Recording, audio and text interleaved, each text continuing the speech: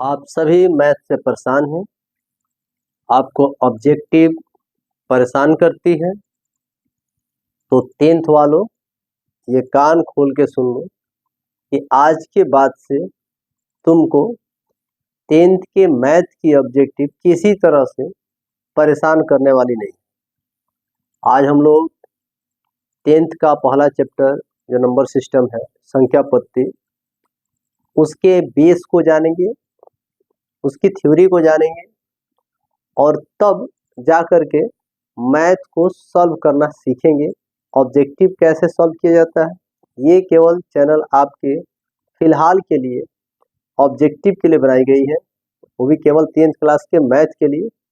तो चलिए हम देखते हैं कि नंबर सिस्टम का थ्योरी क्या होगा। एकदम आसान सी सवाल है। आप मौसा बनाते हैं,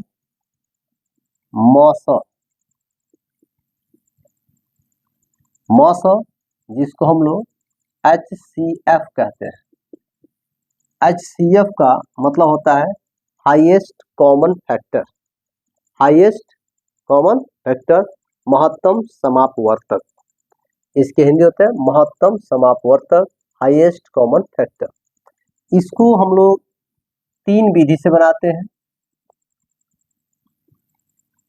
आपको तीनों विधि जानना जरूरी है। पहला है आपका भाग विधि, जिसको हम लोग बचपन से बनाते हुए आए हुए हैं। दूसरा होता है आपका गुणनखंड विधि, इसको भी बचपन से ही बनाते आते आ रहे हैं हम लोग। और तीसरा होता है यूक्लिड विभाजन एल्गोरिथम विधि।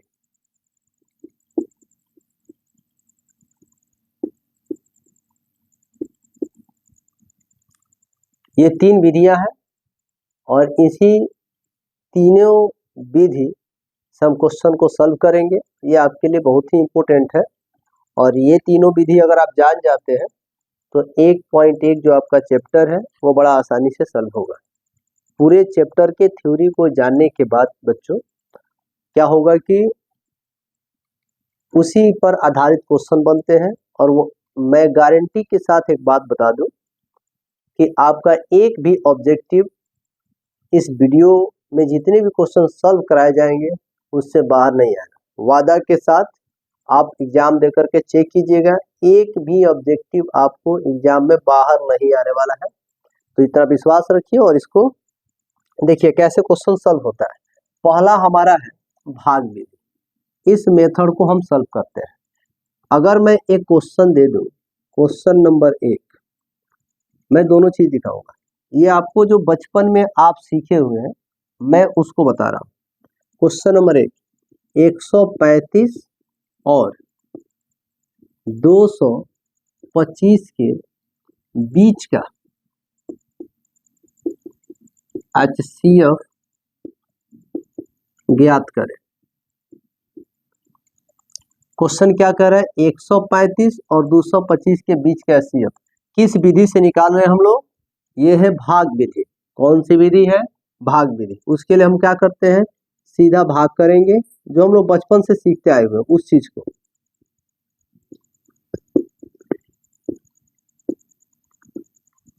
जो बड़ा होगा अंदर होगा, जो छोटा होगा वो बाहर होगा। अभी इस पर विशेष चर्चा हम लोग आगे चल करके करेंगे। 135 से कम 135, 5 में से 5 जाएगा 0, 12 में से 3 गया 9, यहाँ से ये 1 में से गया 0। अगर ये छोटा हो गया और ये बड़ा हो गया तो फिर इसको भाजक मान लेंगे और इसको भाज्य मान लेंगे, मतलब यहाँ पे ला देंगे। उसके बाद 90 एकम 90, सेम प्रोसेस से भाग करना है। देखिए 5 में से 0 जाएगा 5 हो जाएगा आपका, और यहाँ पे 13, 13 में से 9 गया 4। दोनों में मिलाइए, जिससे भाग करे उससे और भागफल में, भागफल नहीं मतलब जिससे भाग करे उससे, यानी भाजक से और शेषफल में हम क्या करते हैं, इसको कंपेयर करते हैं, मिलाते हैं। अगर भाज्य बड़ा हो गया और शेषफल छोटा हो गया तो यहीं से इसको भाजक बना लेंगे और इसको भाज्य बना लेंगे। 45 दूनी 90। यहाँ पे जब ये पूरा तरह से, यहाँ पे ध्यान दीजिए, यहाँ पे जब पूरा तरह से कट जाएगा, पूरा तरह से कट जाएगा, तो हम देखेंगे क्या कि HCF होगा क्या। तो ध्यान दीजिएगा, जहां यहाँ पे जीरो आया है फिर आप 31 कर दिए या फिर जीरो भी लिख सकते हैं, कोई दिक्कत नहीं है, ठीक है। तो किससे कटा है ये, किसके पहाड़ा से कटा है, तो 45 के पहाड़ा से। तो आपका HCF निकल के आ जाएगा 45। ये आपका आंसर है, ये आपका थ्योरी है। ऐसे हम लोग बचपन से पढ़ते आ रहे हैं, ये कोई बड़ी चीज नहीं है, इसलिए मैंने थोड़ा सा स्पीड में इसको पढ़ा दिया है। अब हम क्या करेंगे, थोड़ा गुणनखंड विधि को जानेंगे। देखिए जैसे मैं बताऊंगा केवल उतना ही ध्यान दीजिएगा, आपका एक क्वेश्चन ऑब्जेक्टिव नहीं फंसेगा गारंटी के साथ। अब इसी क्वेश्चन को हम गुणनखंड विधि से बनाएंगे। किस विधि से, गुणनखंड विधि से। तो गुणनखंड विधि से कैसे बनेगा, ध्यान दीजिएगा। सबसे पहले कौन कौन सी संख्या है उसको उतारे। 135 है ना, 135 है, और क्या है 225 है। दोनों को एक दूसरे के सामने उतार लीजिए। गुणनखंड करने आता ही होगा।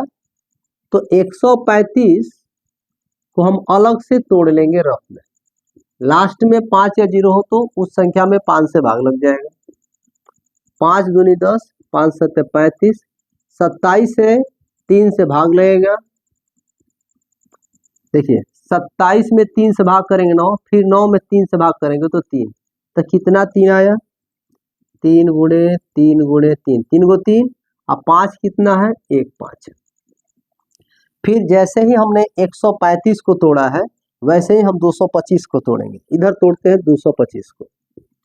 225 को हम तोड़ लिए 5 से, 5 चौको 20, 50 25, 5 से 5 9 45, फिर 9 आया तो 3 तरीका 9।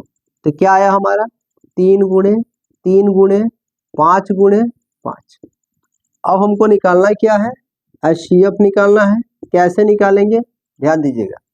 2 संख्या हो, 3 संख्या हो, 4 संख्या हो, उसे कोई दिक्कत नहीं है। जो सब में शामिल होगा उसके बदले 1 उतार देंगे, जो सब में शामिल होगा उसके बदले 1 उतार देंगे। ध्यान रखिएगा, जो सब में शामिल होगा उसके बदले 1 उतार देंगे या निकाल लेंगे, और उसको जितना निकलेगा उसको आपस में गुणा कर देंगे, मल्टीप्लाई कर देंगे, तो वह संख्या आपका HCF निकल जाएगा। देखिए दोनों पदों में क्या क्या शामिल है हम इसी को देखेंगे। देखिए यहाँ पे 2, ठीक है ना, तो ये दोनों में एक एक पीस शामिल है। ऐसा ना हो कि आप 2 उतार दिए, नहीं, दोनों के बदले 1 उतारना है, तो 1 3 हो गया। फिर इसको देखेंगे, इसमें भी शामिल है, यहाँ पे 2 5 भी शामिल है, 1 5। हम मसा निकाल रहे हैं, ध्यान दीजिएगा।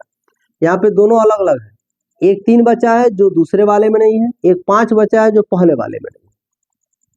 जो दोनों में शामिल होगा उसी के बदले 1 निकालेंगे, एकदम कंफर्म होना चाहिए। जो दोनों में शामिल हो उसके बदले 1 निकालेंगे, जो दोनों में शामिल हो उसके बदले 1 निकालेंगे। निकाल लिए। अब इसको हम लोग गुणा करेंगे। 3 3 9, 9 5 45, 3 3 9, 9 5 45। ये हमारा आंसर हो गया, ठीक है। इस विधि को हम लोग बचपन में 4 या 5 क्लास में पढ़े हुए हैं। अब क्वेश्चन आती है क्या कि हम लोगों को पढ़ना है क्या, यूक्लिड विभाजन एल्गोरिथम विधि, ठीक है। हम लोग इसको चलते हैं यूक्लिड विभाजन एल्गोरिथम विधि को पढ़ने, ठीक है। पहले इसके कंसेप्ट को पढ़ेंगे, थ्योरी को, और उसके बाद ही क्वेश्चन को सॉल्व कर लेंगे। साथ साथ में अगर आप थ्योरी को उतारते जाते हैं तो आपको बहुत ज्यादा समझ में आने वाला है। अगर आप नहीं उतारते हैं तो अब आपके ऊपर निर्भर करता है कि आप कैसे समझते हैं, ठीक है। यहाँ पे क्वेश्चन मैंने क्या बताया, तीसरी विधि। तीसरी विधि क्या है, यूक्लिड विभाजन एल्गोरिथम विधि, ठीक है। इसको जानने से पहले दिमाग में एक बात होनी चाहिए, क्या होनी चाहिए, मैं यहाँ पे लिख रहा हूं। अगर मैं ऐसे लिखता हूं तो बीच में आपको ये भाज्य होता है, यहाँ पे आपको भाजक होता है, यहाँ पे भागफल होता है, और यहाँ पे शेषफल होता है, ठीक है। ये हो गया भाज्य, ये हो गया भाजक, ये हो गया भागफल, ये हो गया शेषफल। एक बात नोट रखिएगा कि इसका स्थान बदलने वाला नहीं है। जहां भाज्य है वह जीवन भर भाज्य ही होगा वहां पे, जहां भाजक है वहां भाजक ही रहेगा, जहां भागफल है वहां भागफल ही रहेगा, जहां शेषफल है वहां शेषफल ही रहेगा, चेंज होने वाला नहीं है। अगर मैं एक बात बताऊं कि यदि 3 से संख्या में 5 में भाग करते हैं तो 3 एकम 3, बच गया क्या 2। यदि किसी संख्या में किसी दूसरी संख्या से भाग किया जाए, थ्योरी समझिएगा, यदि किसी संख्या में किसी संख्या से भाग किया जाए, कोई भी संख्या और किसी भी संख्या, यदि किसी संख्या में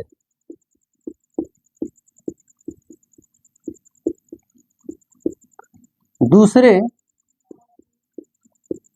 संख्या से भाग करते हैं तो भागफल, कुछ भागफल और कुछ शेषफल प्राप्त होता है।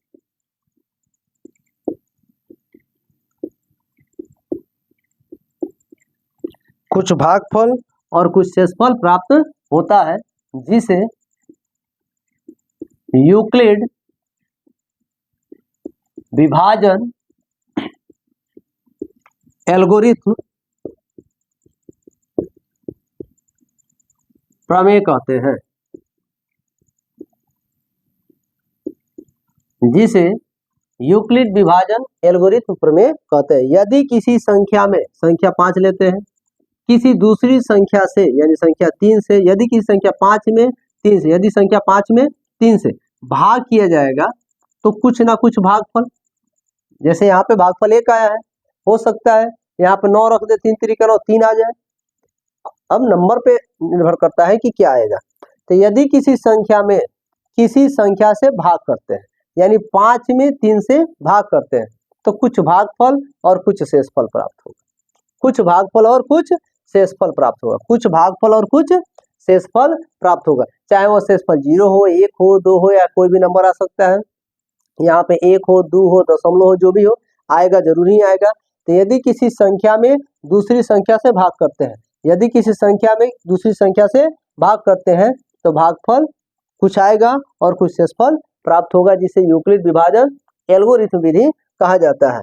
अगर हम इसको देखिएगा, यदि भाज्य को हम a मान लेते हैं, भाजक को b मान लेते हैं, भागफल को q मानते हैं, शेषफल को r मान लेते हैं, तब ये क्या होगा। तो यदि किसी संख्या a में दूसरी संख्या b से भाग करते हैं तो भागफल, तो कुछ यहाँ पे लिखे ना, तो कुछ भागफल और कुछ शेषफल प्राप्त होते हैं। आप क्या लिखेंगे, यदि किसी संख्या में, यदि किसी संख्या a में b से भाग करते हैं, यदि किसी संख्या a में b से भाग करते हैं, यदि किसी संख्या a में b से भाग करते हैं तो भागफल q, तो भागफल q, तो भागफल, तो भागफल क्या प्राप्त होगा q, और शेषफल, और शेषफल r प्राप्त होता है, जिसे यूक्लिड विभाजन एल्गोरिथ्म प्रमेय कहा जाता है। ये हूबहू एनसीईआरटी किताब का आपका थ्योरी हो गया, कंसेप्ट हो गया, ये क्लियर हो गया होगा, ठीक है। और मैं जो पहले लिखा था उसको बैक करके आप उसको भी लिख सकते हैं, वहां पे भी सारा का सारा एकदम साफ है, वो सही है, ठीक है। तो यदि की संख्या a में दूसरी संख्या b से भाग करे तो भागफल q और शेषफल r प्राप्त होता है, जिसे यूक्लिड विभाजन एल्गोरिथ्म प्रमेय कहते हैं। इसको कैसे क्लियर किया जाता है इसको मैं बता रहा हूँ। देखिए, आपको बचपन में पढ़ाया गया होगा कि भाज्य बराबर भाजक गुणे भागफल जोड़ शेषफल। भाज्य बराबर भाजक गुणे भागफल जोड़ शेषफल। भाज्य बराबर भाजक गुणे भागफल जोड़ शेषफल, यह कि आप बचपन में पढ़े हैं। तो यहाँ पे मैंने क्या बताया था, यदि किसी संख्या a में संख्या b से भाग किया जाए तो भागफल q और शेषफल r प्राप्त होता है। तो भाज्य क्या है, ए है, तो भाज्य के जगह पर ए हो गया। भाजक क्या है, बी है, तो भाजक के जगह पर बी। फिर गुणा है तो गुणा। फिर भागफल क्या है, क्यू है, तो भागफल के जगह पर क्यू। जोड़ है तो जोड़। शेषफल क्या है, आर है, तो शेषफल के जगह पर आर। तो क्या लिख सकते हैं, ए बराबर बी क्यू प्लस आर। ठीक है। और एक कंसेप्ट यहाँ पे दिया जाता है क्या, कि आर का जो वैल्यू होता है वह 0 से बड़ा या 0 के बराबर होता है, लेकिन जब भी होगा तो बी से छोटा होगा। ठीक है ना। तो आर 0 से बड़ा या बराबर होगा लेकिन बी से छोटा। इसको कैसे पढ़ेंगे, आर का मान या तो 0 होगा या 0 से बड़ा होगा लेकिन बी से छोटा होगा। ये इसका कंसेप्ट है। ठीक है, इसका कंसेप्ट है। इसको कैसे क्लियर करेंगे, थोड़ा इसको देखते हैं। ठीक है, आप उतार लिए होंगे बढ़िया से। अब हम इसको कंसेप्ट को क्लियर करते हैं। इसको हम लोग किस चीज को जानने जा रहे हैं, जीरो आर और बी का रिलेशनशिप। हम लोग क्या जानेंगे अब, जीरो या तो बराबर होगा आर के, या जीरो आर का मान 0 से बड़ा होगा और हमेशा बी से छोटा है। ये कंसेप्ट एकदम क्लियर होना जरूरी है। अगर मैं कोई संख्या 5 लेता हूं, ठीक है, आर का मान यहां पर लिखना है, आर का मान। यदि मैं कोई संख्या 5 ले लिया और 5 से 5 में भाग कर दिया तो 5 एकम 5 क्या आ गया, 0। तो शेषफल को ध्यान रखना है, शेषफल क्या है, 0। यदि मैं 5 से 6 में भाग कर दूं, 5 एकम 5, फिर भी क्या बच गया, 1। तो अब शेषफल क्या आया, 1 आया। 5 से 7 में भाग कर दो, नंबर बढ़ा बढ़ा के चेक करेंगे, 5 एकम 5 क्या बच गया, 2। शेषफल क्या आ गया, 2 आ गया। यदि मैं 5 से 8 में भाग करूं, 5 एकम 5 बचा 3, 3 आ गया। ठीक। यदि मैं 5 से 9 में भाग करूं तो 5 एकम 5 बच गया 4, 4 आ गया। ठीक है। अगर मैं 5 से 10 में भाग करूं, 5 दूनी 10, फिर 0 आ गया, फिर 0 आ गया। देख रहे हैं ना, मतलब ये कि फिर 0 से शुरू होगा, यानी शेष आर का मान यानी शेषफल का मान 0, 1, 2, 3, 4 से इसमें ज्यादा नहीं हो सकता है। कितना हो भाग कीजिए, कोई भी संख्या रख लीजिए। आप 5 से अगर किसी संख्या में भाग कर रहे हैं तो कभी भी 4 से ज्यादा शेषफल नहीं आ सकता है। अब देखिए, ये जिससे भाग किए हैं उसको हम क्या कहते हैं, बी। जिसमें भाग किए हैं उसको क्या कहते हैं, ए। जो आता है उसे क्यू और जो बचता है इसको आर। हमको कंपेयर करना है आर और बी में। तो आर का मान अधिकतम कितना है, 4।